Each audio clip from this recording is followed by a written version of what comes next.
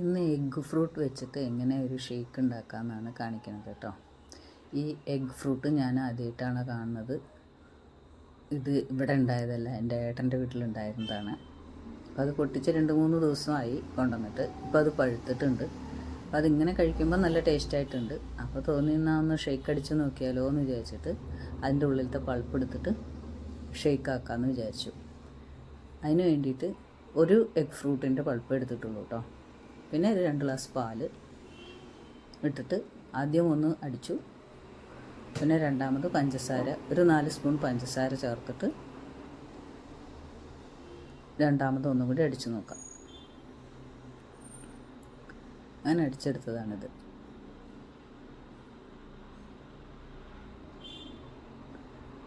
ഇതിലേക്ക് കുറച്ച് നട്ട്സ് ചേർക്കുന്നുണ്ട്. ബദാമാണ് ഇവിടെ ഉള്ളത്, അപ്പം ഞാൻ അതാണ് ചേർക്കുന്നത്. കുതിർത്തി തോല് കളഞ്ഞ ബദാമാണ്. കഴിച്ചു നോക്കി, സൂപ്പർ ടേസ്റ്റാണ് കേട്ടോ. എല്ലാവരും ഒന്ന് ഉണ്ടാക്കി നോക്കൂ. സബ്സ്ക്രൈബ് ചെയ്യാൻ മറക്കരുത്. Thank you.